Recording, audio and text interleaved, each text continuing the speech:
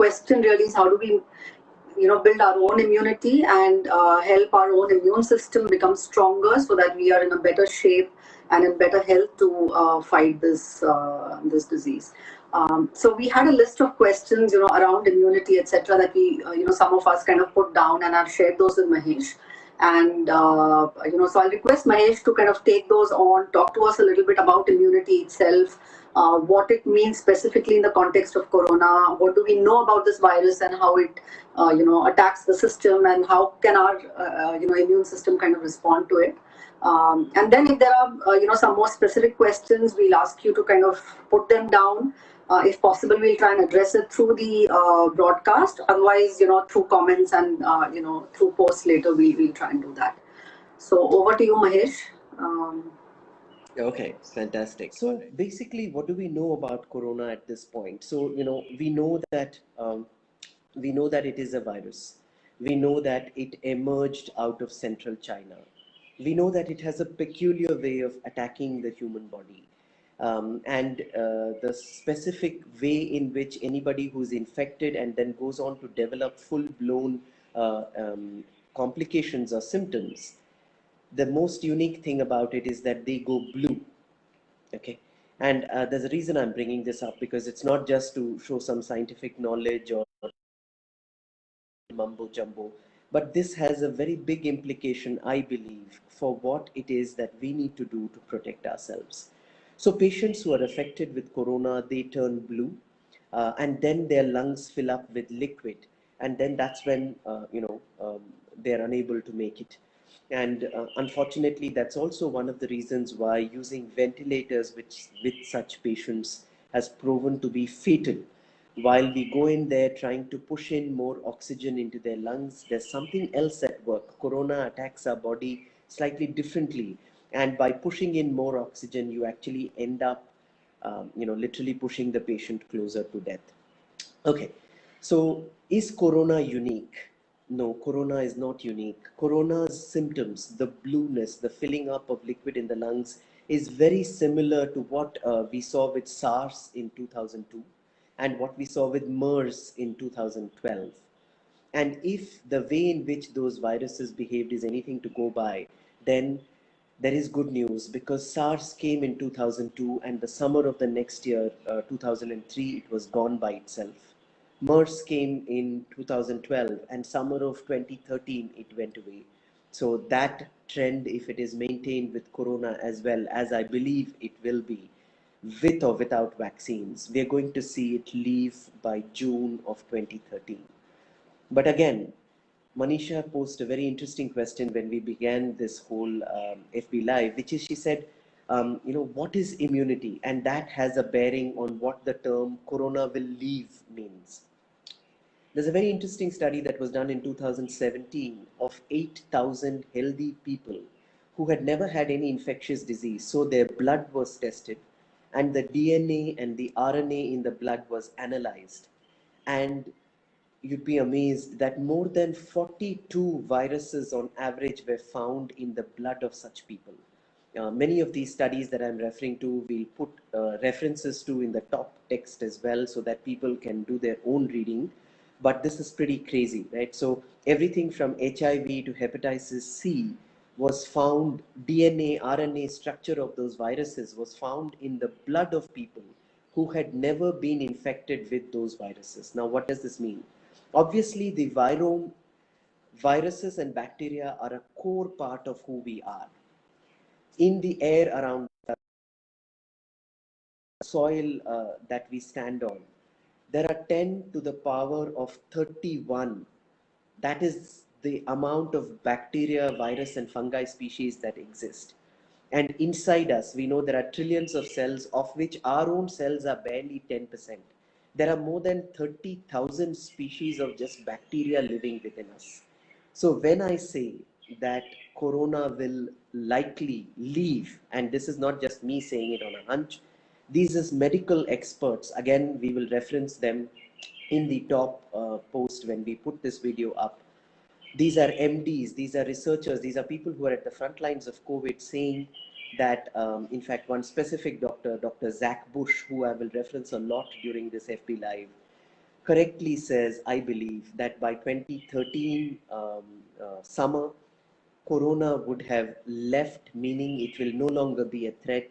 It will actually become part of our virome and we will begin carrying it inside our bodies without any real threat to us. I know this sounds crazy, but we have always, human beings have always been nothing but a very complex ecosystem that lives in harmony with the microbes, with the bacteria, with the fungi within us. Therefore, trying to kill, blast it with antibiotics, kill it with this, kill it with that, is really a very foolish way of approaching the microbiome. I don't know how many of us may know this, but I'd like to underline this fact again. Tuberculosis, which is a very common bacteria, we all know it in India, it's especially true in the tropics. Almost all of us carries the tuberculosis bacteria within us. But for tuberculosis to become active and to harm us in any real way, you have to lower your immunity. Your nutrition status has to fall. Certain conditions have to change within your body, and then tuberculosis becomes active. Now, I believe this is again relevant, not just for what I said earlier, that corona will become part of our virome, of what we carry within us, without really posing a threat to us, but more importantly, also for how corona has actually been brought about. There are several conspiracy theories. If the man with the yellow hair is to be believed, of course, China has engineered a biological weapon and all the rest of it. Yes, it is true that there is a class 4 level lab of microbiome in Wuhan, which is at the epicenter of the whole corona pandemic that we are going through. However, uh, 2 years before this whole pandemic broke out, Dr. Zach Bush, who is MD with multiple specialties, endocrinology, and so many of those, did a TED Talks, which is actually on record, and you can go back and even check the date, when he predicted 2 years ago that the next pandemic would happen out of central China. And he didn't do this by using any astrology or anything like some of us, those who believe in astrology, have been bringing out that sharing that WhatsApp video of this young boy who predicted the next calamity. Dr. Zach Bush used far more conventional or modern accepted methods, and all he did was he mapped out the area of the globe where the maximum amount of a specific chemical pesticide called Roundup or glyphosate was being used, and it fell bang in the center of central China. So his point was that where you put so much pressure on nature's biology, there will be a reaction. Viruses are literally nature's weeds. They are the way in which nature tries to re-establish balance. When the microbiome of a particular area, the balance of the microbiome is badly upset.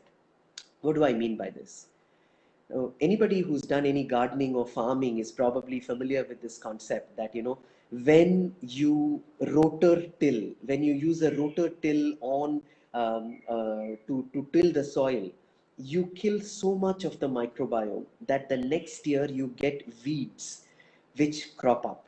Then you use pesticides to kill the weeds and so on, and the next year they come up even stronger. So why is it that the weeds are coming up after the rototilling? So it shows us that the weeds were always there in the soil, but till the soil was rich in good microbiome, the weeds were kept in check and they had no role to play. As soon as rototilling happened and you upset the microbiome of that area, nature brings weeds in that area so that the roots of the weeds actually become, they form a network of mycelium. That is the name that is given to the fungi that then feed the good bacteria again so that nature can re-establish its balance.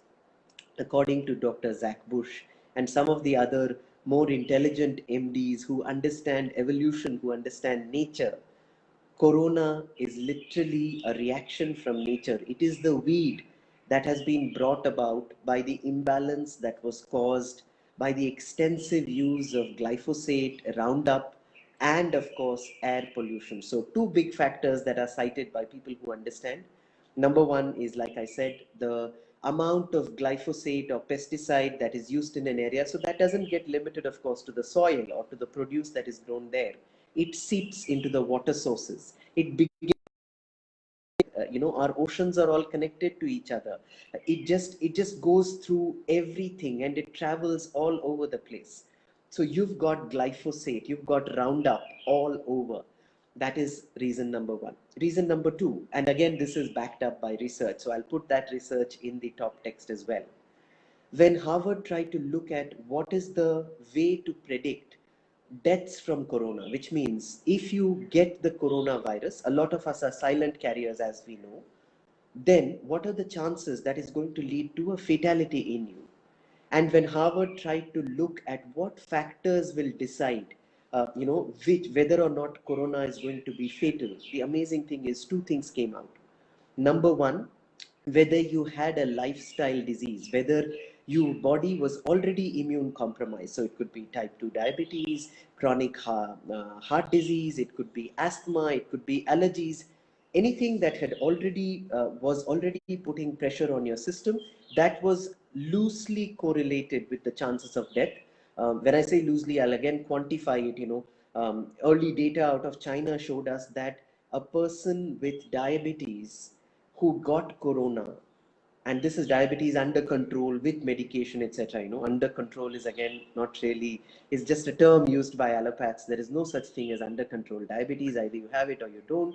We'll come to that. But if you were a person who had type 2 diabetes and went on to catch the coronavirus, chances that you would die were 20 times that of somebody without diabetes, right? So there is obviously a substantial risk for people who already had existing lifestyle disease. And that makes sense, because obviously your body is already fighting something, and then it has to mount a new response to something else that has come in. So that was one. But by far, even far greater than lifestyle disease, the number one thing that correlated with a far greater chance of death was, particulate matter in the area that you lived in. So air pollution in the area in which you lived in normally was a far greater predictor of whether or not corona would be fatal to you. And with every micron of particulate matter, so particulate matter means the air pollution that we see. We are all familiar with this term, especially in cities like Mumbai and Delhi. 2.5 microns is the size. So that's the diameter of the dust or the pollution particle. Anything under that, our nose is unable to filter it. Therefore, it goes into the lungs, where it begins to cause all kinds of problems. And often this particulate matter contains high amounts of cyanide and lead, which come from automobile poisoning.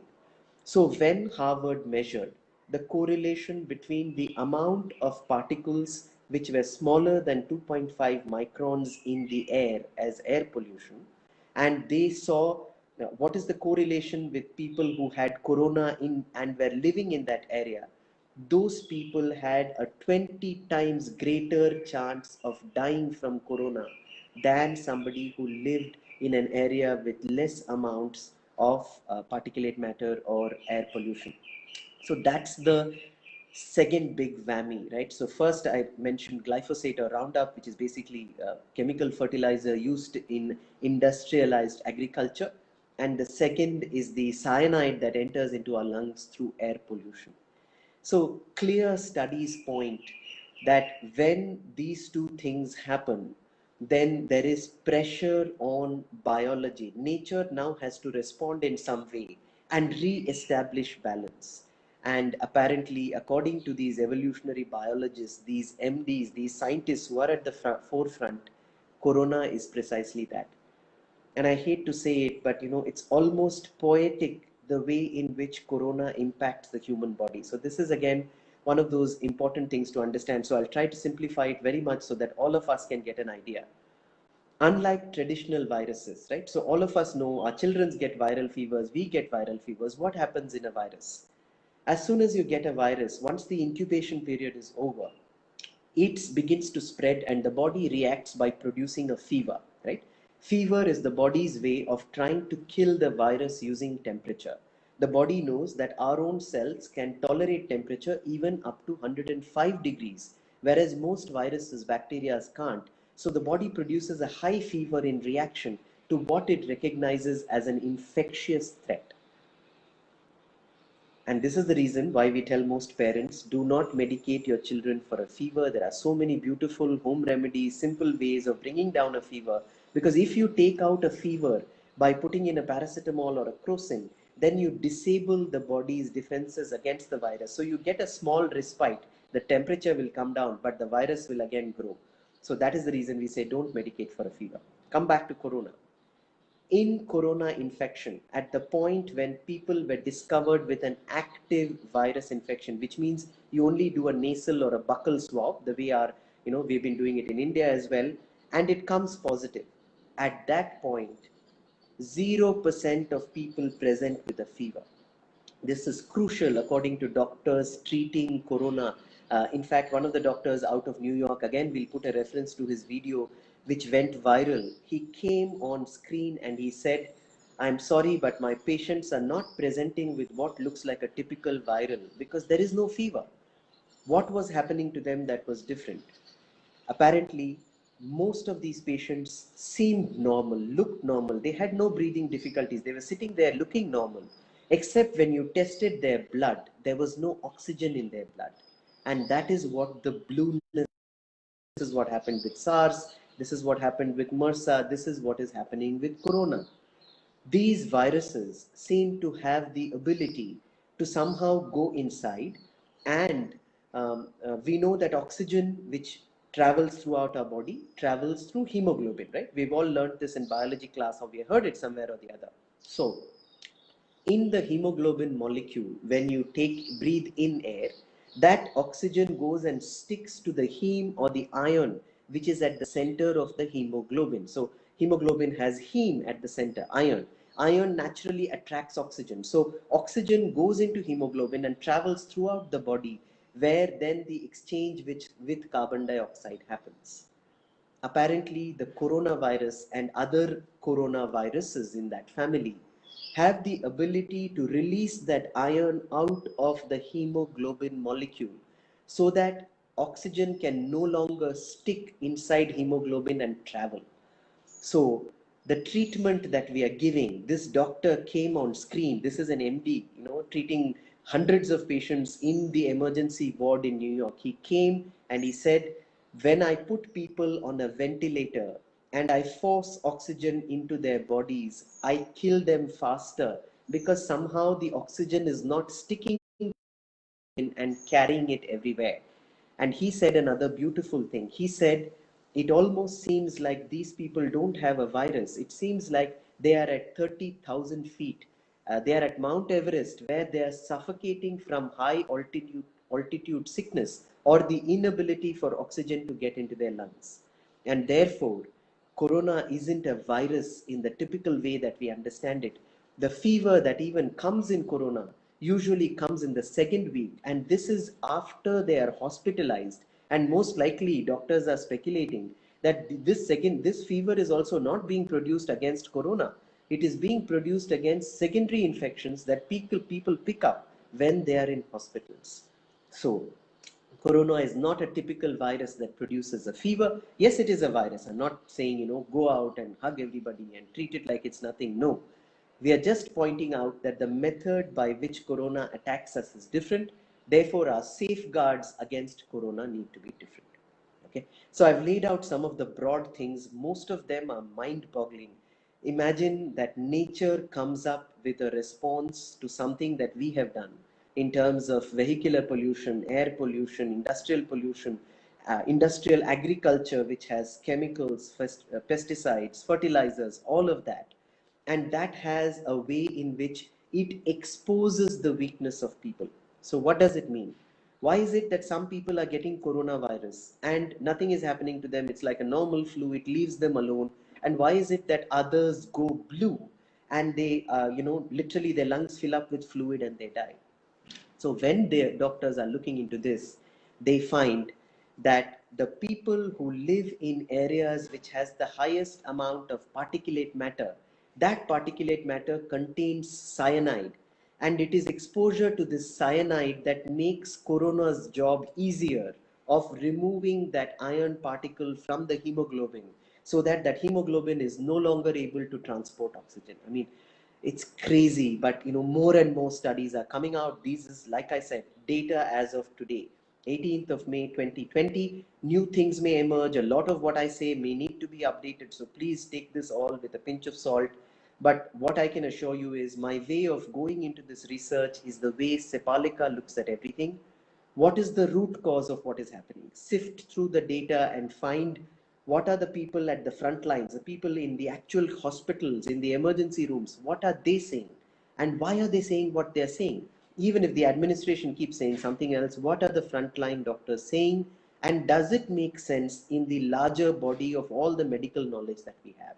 So it is basis that I have laid out what I think is the way in which corona works. So those who are being impacted fatally from corona often have a lifestyle disease that has already compromised them in some way. And in addition to that, or exclusive to that, they may just be living in a highly polluted area where air pollution is so severe that the levels of cyanide going into them, levels of particulate matter going into them are so high that it is causing this whole reaction in people. So that is basically the lay of the land as far as corona is concerned. Let me also just see if I can pull up my notes to see if I've missed anything. Just a second. I'm afraid my laptop screen has gone on to sleep mode.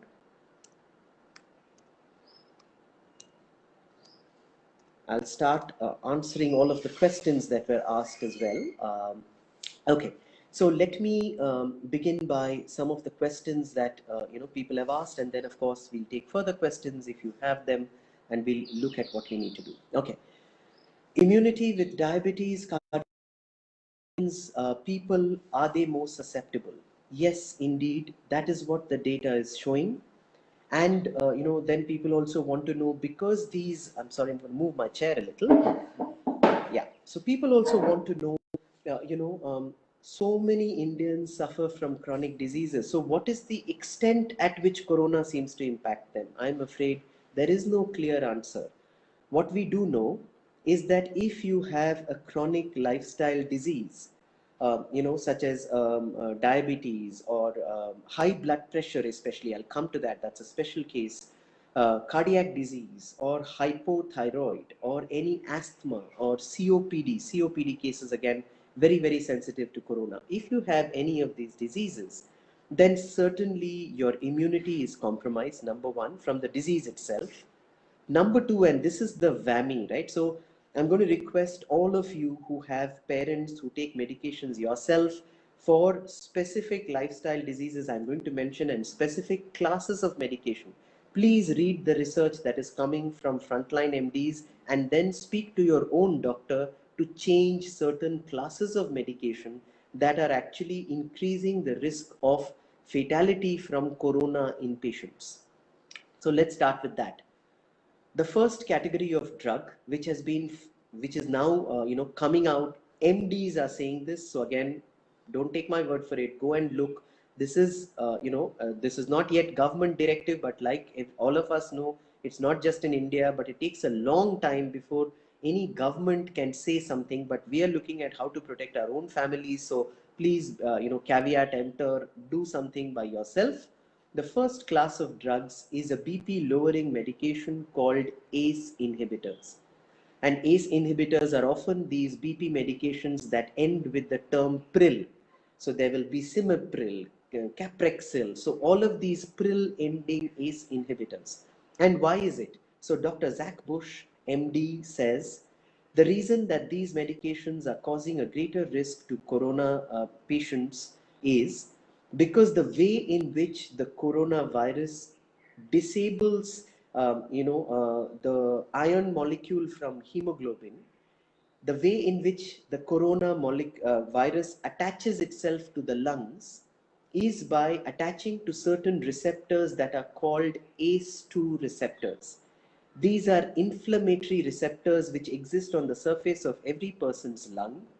But when somebody takes a ACE inhibitor to lower their BP, then it multiplies the number of ACE2 receptors on their lungs. So what are we saying? We're not saying go off your BP medication. That would be foolish.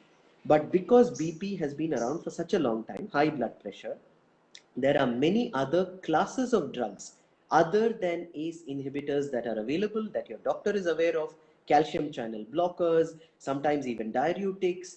These are all various, there are several alternatives available to the ACE inhibitor class of medications for lowering BP. It is so commonly prescribed in India. You most likely, somebody or the other that you know is already on an ACE inhibitor. So please do the research, look at Dr. Zach's interview, read a little bit of the literature. Small articles have appeared on this. We'll try and link to a few. Check it and speak to your doctor, even on the safe side, changing to another class of medication. I would do it. My mother's on BP medication. I'm going to take her off, the ACE2. We're just not able to get to her doctor, but we'll move her to a calcium channel blocker. And again, just like me, despite whatever I know about medicine, I'm still waiting for the prescribing doctor to actually take that call. So please ensure that a medical doctor does this call for you, taking out an ACE inhibitor and putting you on a calcium channel blocker or some other medicine. Number two, second class of medications are called ARBs. These are again used in patients who have issues with high blood pressure. So again, check the brands of ARBs on Google. Check if you are on one of those, or ask your doctor if you're on ARBs. ARBs have the same impact of increasing ACE2 receptors on the lungs, which makes it easier for corona to get into your body and do its destruction. The third class of drugs, and most common worldwide, statin drugs. We've never been a great fan of statin drugs. Sepalika has, from its very inception, said statin drugs are almost pointless. Research has shown repeatedly that, if memory serves, either 499 or 599 people have to take statin drugs before one person can get any benefit from it. Cholesterol is not the enemy. Statins are not needed. Good fats are needed by the body. Statins have hundreds of side effects. And currently, in the corona scenario, statins are the last things you must be taking, because statins, clearly, one of the side effects in the medical literature is that it increases the number of ACE2 receptors on the surface of your lung, makes it more susceptible to corona. So there never was a reason to take statins, and now there is a very strong reason why you shouldn't be taking statins, at least at this point of time. Okay, so that's as far as those three categories of drugs are concerned. But honestly, to complete the picture on lifestyle diseases, this is what I would say. There has never been a louder wake-up call for all of humanity to say that if you think that you have a lifestyle disease, that is literally in the name, it's there, it's caused by lifestyle. You eat too much processed carbs, you don't sleep on time, you take too much stress, you expose yourself to pollution, you do all kinds of crazy things, and then you get a disease. And if you think that by taking one allopathic pill, you will mask the symptoms or the blood report of that disease, and that disease is no longer affecting you, this, we have always been fooling ourselves. Nobody wants to think of themselves as unwell, or nobody wants to truly change their lifestyle. So every diabetic, every hypothyroid, every COPD, high blood pressure patient, every cardiac patient out there, the message is loud and clear. If you continue to have, if you continue to put poison inside your body, if you continue to not address the root cause of your illness, sooner or later a virus will come along that will take over your compromised body. So please don't think that under control diabetics are fine. The data that I gave you is under control diabetics. These are not uncontrolled diabetes. These are people who have their HbA1c, their blood sugar under control. It doesn't matter, because the medicine that you're taking is only masking the symptom. Diabetes is continuing to ravage your body, including compromising your immune system. So do not think that any medicine that you're taking is actually saving you from the corona, saving you from your actual underlying lifestyle disease, or that corona is not a risk to you. You're very much at risk. Please, this is a wake-up call. You don't have to work with Sepalika. There are enough doctors reversing diabetes now. Look up the literature. Type 2 diabetes can be reversed. That's what the literature is saying. Or you can wait 20 years till your roadside doctor knows it as well. So just take charge of your health more. Lifestyle diseases are completely reversible in many cases, sometimes not completely, but huge reduction is possible. If it's been there for too many years, sometimes the damage is done. But even there, you can reduce the amount of damage continuing. You can certainly improve your immunity. You just have to fix your diet, your lifestyle habits, and your body will respond by making you so much stronger and with greater immunity against all these lifestyle diseases. Sepalika, of course, runs lifestyle disease reversal programs. You're more than welcome to look up, ask us for a brochure. I'll request Manisha at the end of this FP Live to even put a link. Maybe we can leave you a number where you can WhatsApp and get a brochure from us. At least improve your understanding of why all this is happening, and believe that your type 2 diabetes, your hypothyroid, your blood pressure can actually be reversed by diet. It's happening the world over. MDs are doing it. This is no quackery. So please, take this message back on chronic disease. Let's move to the next topic. Multi-generational households, how to handle the immunity challenges. Okay. Now this is again something that, I went into the research deeply to come up with the answer for. The funny thing, northern Italy has a very old population. The average age in northern Italy is about 70. Compared to that, in the US, the average age is 30. If memory serves, it's close to 39, is it? No. There is a 19-year gap. So let me get that data straight. I'll fix it again. But 19-year gap, US is younger. Several of the other, places where we have seen severe calamities from corona are all younger than Italy and China, where the average age was much higher. So age per se isn't the only factor. Initially, we all said, okay, the aged and the very young are at higher risk because they have lowered immunity. And therein lies the catch.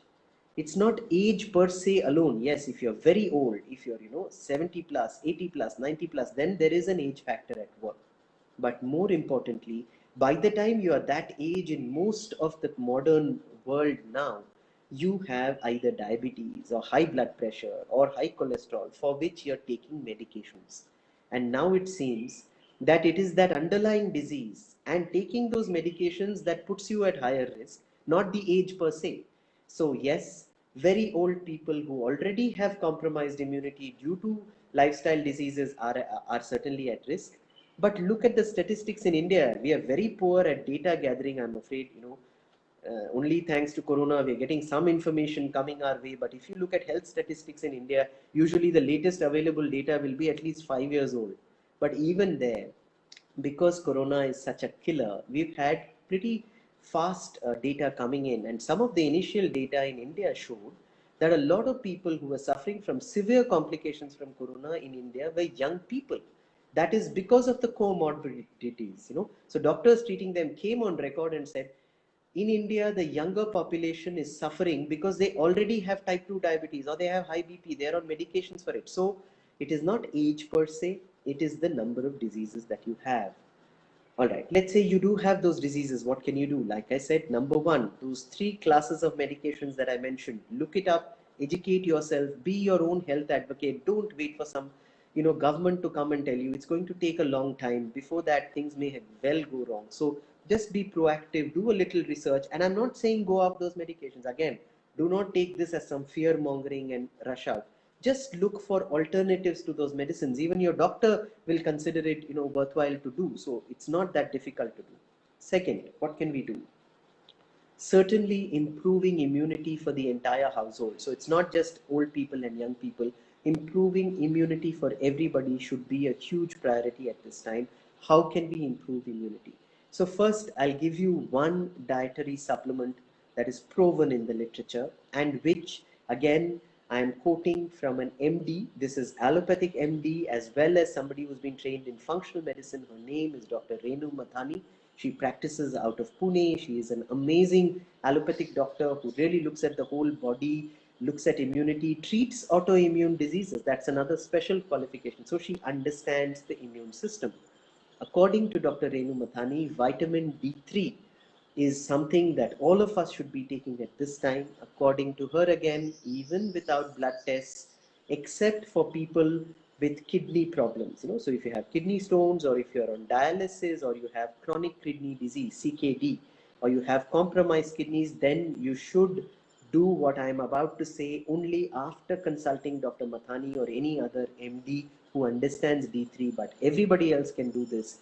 According to Dr. Renu Mathani, 60,000 IU standard dose that we get in a soft gel, we don't care what brand, Uprise, D-Rise, Tayo, any of these that you get once a week for at least 2 months is a safe dose according to Dr. Renu Mathani. If you don't want to do it like that, and if you want to use one of the products that are available online and not in pharmacies, then you can begin to take even 10,000 IU per day.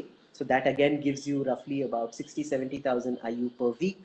So doing this for 2 months, according to Dr. Renu Mathani, is perfectly safe, and it has this amazing ability to turn down that ACE2 receptor that we discussed. Vitamin D3, it's a historical error. It has been named as a vitamin. It is actually not a vitamin, it is a pro-hormone, which means it's higher up in the things that we need.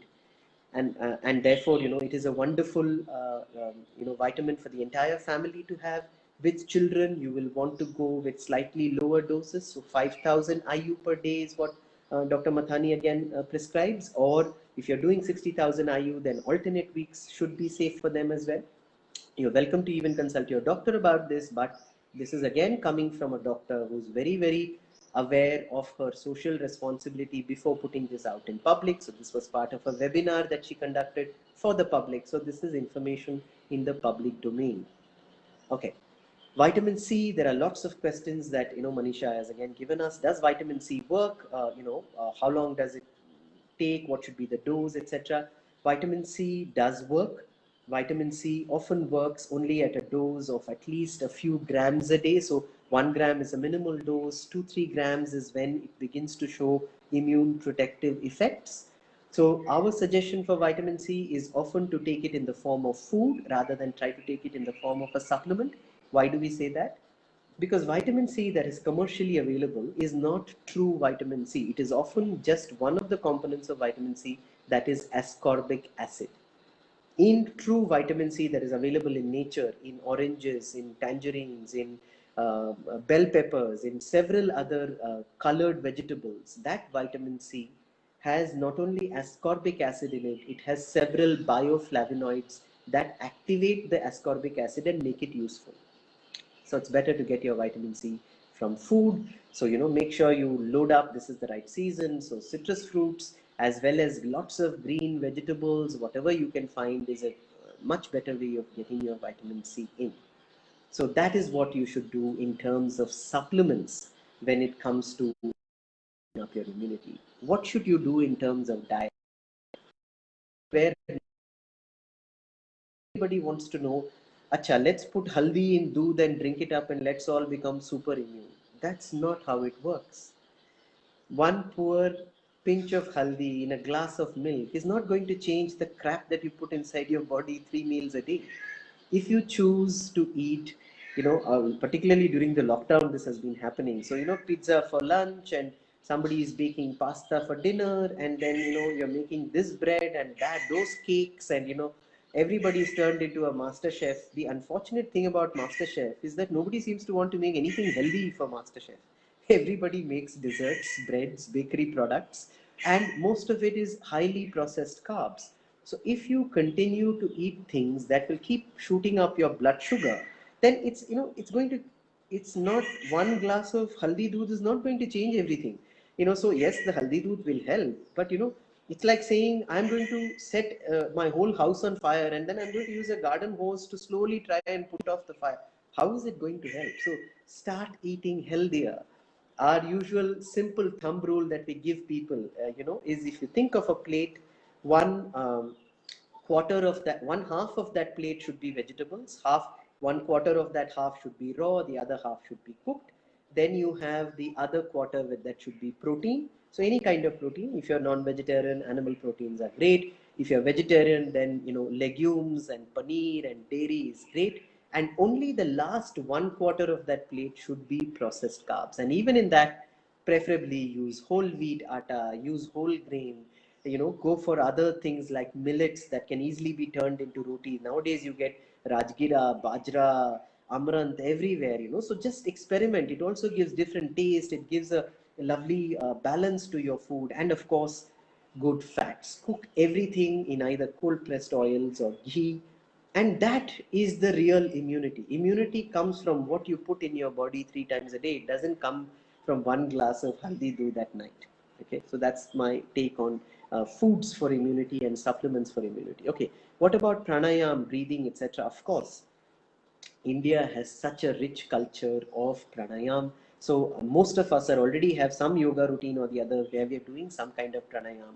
Kapalbhati is especially good at a time like this. It moves the entire diaphragm, helps the lungs to receive more blood supply, increases oxygen saturation at the blood level. Now, for this, again, one of the modern variants which I've spoken about before and we keep recommending to everybody at Sepalika is called the Wim Hof method. So discovered and codified by this gentleman called Wim Hof, it has been shown to increase oxygen saturation hugely and improve immunity in actual test studies conducted at universities by Wim Hof. So that's our recommendation for anybody who doesn't already have a kind of pranayam, or if you want to try the Wim Hof method, why not? It's so easy. The videos are available free on YouTube. There's it's you can even start with just one cycle of 30 breaths and you can then build on it. So pranayam, breathing, especially Wim Hof, is a great idea at this time. Okay, role of mind, mental health and immunity, without goes without saying, it's huge. My partner Sharda Agarwal and I did a video on Sepalika. I'll request Manisha again to repost it if she hasn't already done so on FRI, on the role of diet in mental health. So if you fix your diet, not only are you fixing your immunity, you'll fix your mental health as well. And also, in addition to that, because we are still in lockdown in especially the major cities and there's so much uncertainty, some of us are not sure about our jobs, others are getting paid 50%, 30%. There's people, such a big economic calamity. We're all so unsure of what's going to happen. So a simple breath meditation practice, just a 4-7-8 breath meditation, where you breathe in for 4 minutes, 4 seconds, you hold for 7 seconds, and you exhale for 8 seconds. So it's called the 4-7-8. That's the inhale, hold, and exhale. This is a method that has been popularized in modern times by Dr. Andrew Weil. Look him up, again an MD, who then got into Ayurveda and discovered that this breathing pattern can calm down your mind, reduce the fight or flight response, and increase your immunity within just a few cycles. So, yes, having a better mental perspective, truly being connected with friends, doing a little bit of meditation is a wonderful way to again ensure that you're calm and prepared to meet any eventuality and that your immunity is ready and boosted. Okay. Home remedies I've just discussed. I'm not going to get into home remedies unless you have specific questions about them. Immunity destroying habits, that's a wonderful question. We've addressed that. All things that result in blood sugar spiking up sharply are immunity destroying foods. If it comes out of a packet and it's ready to eat, it's immunity destroying food. If it's something that is highly processed and it's even claimed to be great because it's part of keto or a protein replacement or something or the other, anything that comes out of a dabba, it is immune destroying. So be careful, make your choices wisely. Even if you're going to pick up protein powder, I know I'm going to get a volley of questions on protein powder after this. Pick a protein powder that is processed with cold processing so that the proteins aren't damaged. If you get the complete protein, then you will not be compromising your immunity, you'll be improving your immunity. So most processed foods that come out of a packet and anything that sharply spikes your blood sugar, these are all immunity destroying foods. Immunity destroying habits, well, here I must mention all the people whose circadian rhythm, whose regular sleep-wake cycle has gone for a toss. That is one of the biggest indicators of chance of early death. I'm so sorry to say. Again, I sound like a doomsday monger, but this is research studies. This research was conducted on shift workers over a longitudinal period. So 10 years the study was conducted. Now it's in its 15th year and still continuing. So what you need to do is we need to get into a sleep. So what was noticed in that study was that these workers who did not wake and rise like the rest of us in the daytime, stay awake in the day, sleep at night at the right time, their whole hormonal balance got upset so badly. My God, that was a bee right in the middle of a podcast, and sorry, FB Live, and that's the joy of living in a farmhouse area. So I was saying that these people had a much higher risk than people who had a normal circadian rhythm. So please, we've been into 50 plus days of lockdown now. It's high time you stop binging on Netflix and got back to a more reasonable work and sleep cycle. We even have a video from our life coach Neha Vora explaining how keeping a schedule and just keeping areas in the house designated for work versus sleep, these things can all make a huge difference. So habits that can destroy immunity, badly disturbed sleep cycle can destroy immunity. It does it. So please correct that. Okay, is it a good time to get blood tests done or should we stay away for now? Tricky question. So unless it is extremely urgent, most labs are anyway not ready to do many blood tests in most areas. For our own patients where we have tried, we find that labs are all doing only COVID testing. In fact, some private labs like SRL have been have been given the order from the government to do COVID testing. So they have no manpower left to do anything else. So if you're trying to get lab tests done for adjusting your medications, etc., then your doctor is the best judge. You can, do some smart things. Like many people think, that getting a person home is worse than going to a lab. I don't think that's true at all. It all depends upon what safeguards are maintained. So, go with a good lab and you can get tests done if they're necessary. But if these are elective tests, I am myself holding back on my own. That's all I can tell you. Okay. All right. Supplements, preventive, and homeopathy. So Tejal has also asked this question. Okay, homeopathic medication. Now again, I'm going to stick my neck out on what I have done, right, and what I have advised to friends and family. I have taken Camphora 1M, and this is courtesy a good friend and somebody who trusts me with her health, from the Bajaj family. The reason I mention them by name is because I want to give a shout out to Rajiv Bajaj, who heads up Bajaj Auto and has been doing such an amazing job in championing the cause of homeopathy, not just now but for many years. But now he's gone on public, he's gone on record. He has taken Camphor 1M himself on the advice of Dr. Rajan Shankaran, who's one of the country's leading homeopaths. It's just that maybe he hasn't found favor with the Ayush ministry or the powers that be.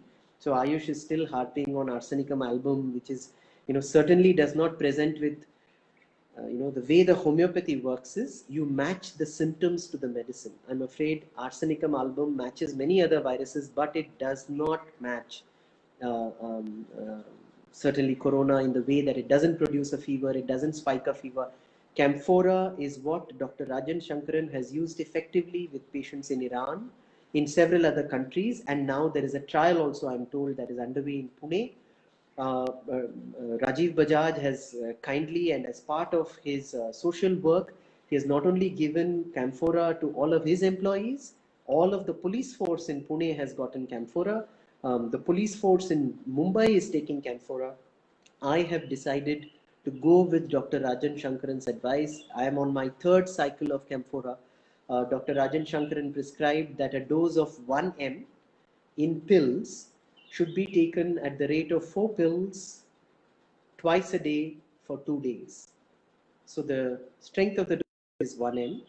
The number of pills you need to take is 4 pills, and you take them twice a day for 2 days. That's all the preventive dose is. Of course, like most homeopathy, and especially with 1 m doses, you must avoid eating or drinking 1 hour or before or 1 hour after.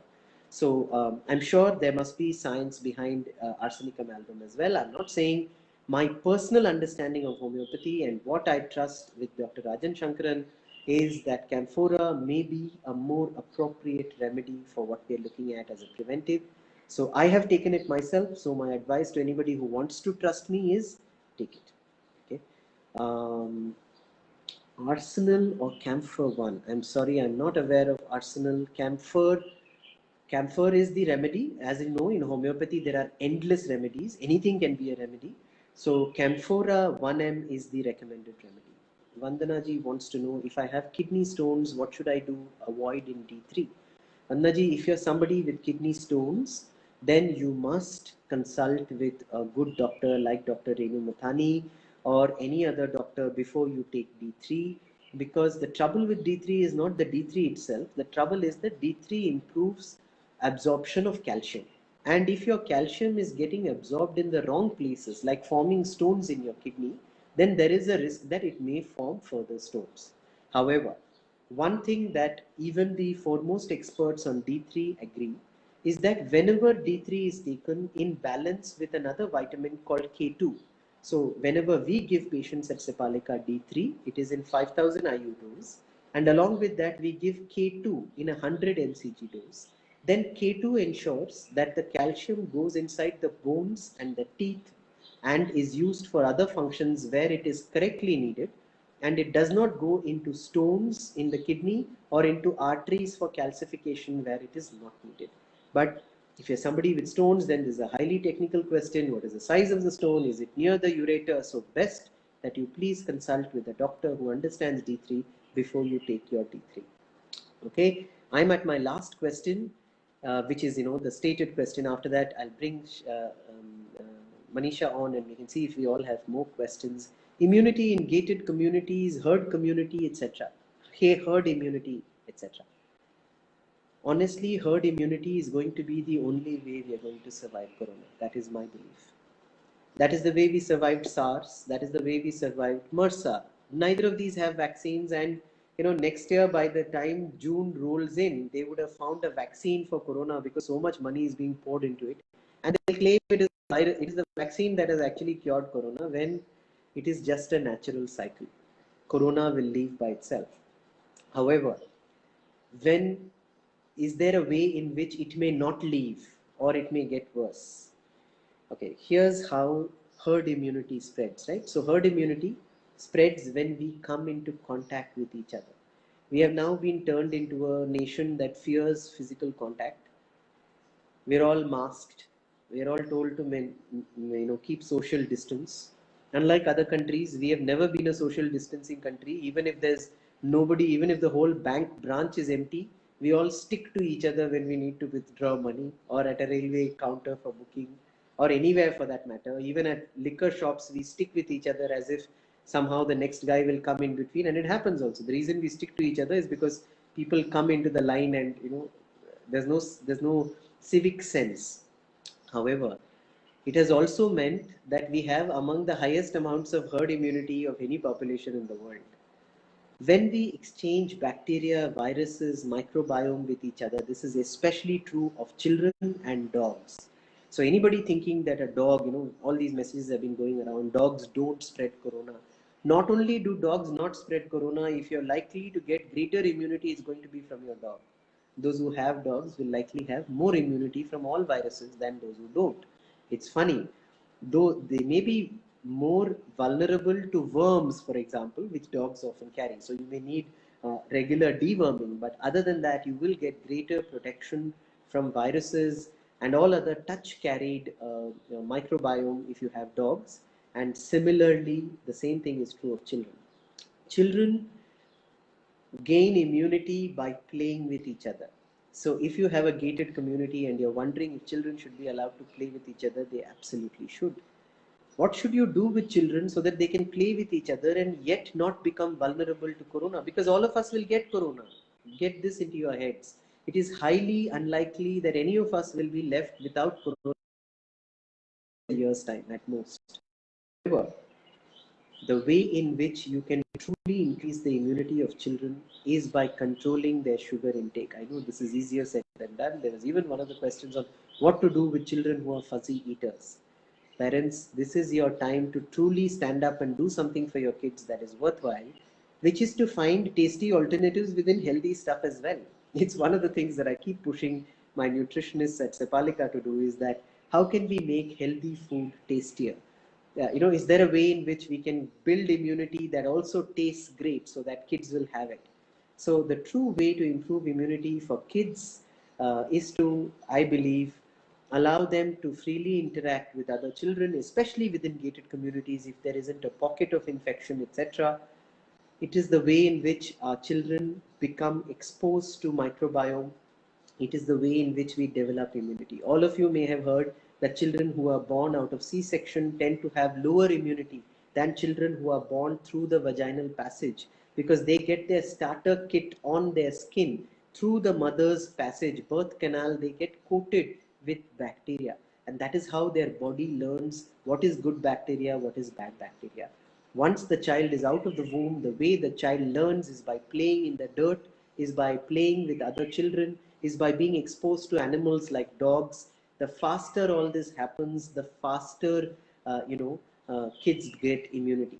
One last point I must make before I bring Manisha in, which is that in research that is published, again we'll try to link to this, people who got influenza vaccine in a given year when SARS and MERS were happening were more likely to get an infection of SARS and MERS in the next year, which means if you get elective vaccination for influenza this year, just because the vaccine companies will try to sell it to you, again I'm sticking my neck out here, because there is fear of virus, they will try to sell you another vaccine and say protect your child, protect yourself from influenza and flu. Please look at the literature. It is very clear that elective vaccination for influenza in year one in America caused a greater risk of the same person getting SARS or MRSA the next year. That's pretty damning if you ask me. So do not look for elective vaccinations. We can do another FB live on vaccination subject per se for children. I don't think we'll be able to cover it. Okay, so I'm going to bring Manisha in. Before that, let me actually do that before I answer Radhika's question. So we'll start off with that. Just a second, please. Okay, Manisha, I invite you. It's saying I've already invited you. So maybe there's another way in which I can bring you in. Okay. All right. Okay, so I'm just adding Manisha back in. So, Okay. Okay. Yeah. So, yeah. Thanks for that, Mahesh. This was like one major. I think. I mean, I guess nothing. I mean, astonishing in the sense that it's all basics and it's something that you've been telling us for the longest time, saying run away from sugar, and it seems to really be the root of all evil. In a way. So I think in that sense, no surprises there. But I think it's good to reiterate, just how much undermines our immunity and our ability to fight corona. So I think you've covered. Sorry. Are there more questions? Yeah. No. So two questions are there. I'll bring them up. Okay. But I just wanted to mention two more things in the same vein as corona, as the sugar, which is to say, try as much as possible, at least within this close group. I know that we're all living in urban cities and so on. Try to get as much organic produce as possible, so that we are trying to avoid the amount of glyphosate that is in our food chain to the extent that we can. That is number one. Number two is try to the extent possible that even once the lockdown is lifted and so on, to reduce your exposure to highly polluted air areas. So if you can work at odd hours, companies are going to be a whole lot more willing. So if you can work from home, if you can commute at non-traffic hours, etc., it can all make a huge difference. Particulate matter levels in Mumbai and Delhi have fallen by 50% within 2 weeks of lockdown. I just wish Kejriwal's odd even becomes all vehicles, pretty much everywhere. But that apart, so those two things to again bear in mind. Okay, let me I'm so sorry that I did not realize when I brought you on that you couldn't see the questions on screen. Okay. Yeah, I so can't. Radhika Bora has less sugar. We've just answered. Vijaya wants to know whether air purifiers help in India. Again, great question. Yes, air purifiers can help, but the thing is, even HEPA filters that come in personalized air purifiers are often not capable of capturing particulate matter that is under 2.5 micron size. So if you're looking for filters, look for things that have the ability to capture and neutralize particulate matter that is under 2.5 micron size. Okay, that's going to be a crucial way in which we can do stuff. Okay, that was the only question that has come on screen. Manisha, back to you. Okay, so I think that was one of the questions that I also kind of noted down. So good that someone's asked and you've answered.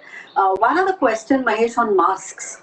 When should one wear it? When should one not wear it? Does it help you? Does it help others? What's the role of the mask really?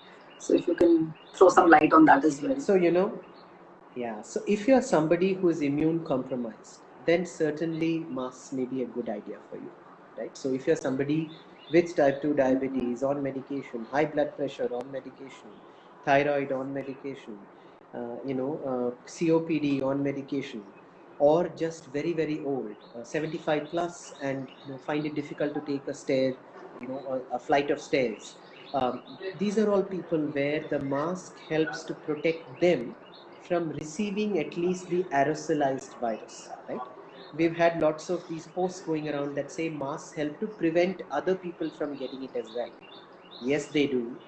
And yes, it's true. However, eventually we're all going to have it. There is no protection that you can give other people by wearing masks, because where do you think, for example, again, I'm so sorry to keep parda showing, as they say, but how do you think your hospitals are disposing the waste, right? So my wife works with an NGO that handles biohazardous waste and tries to ensure that it doesn't reach our water supply and our food supply and so on. How do you think corona waste is getting handled?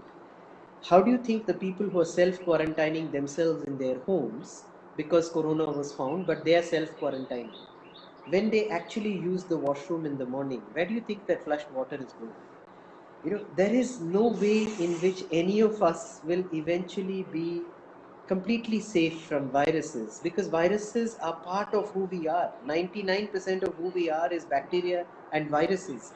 You cannot escape corona. All you can do is to ensure that you don't have lifestyle diseases, that you've fixed your immunity, so that when it comes, it's just a normal cold that you get and it leaves. And there's other things you can fix, like I said. So whether it's particulate matter, like this very valid question on HEPA filters in the home and things like that.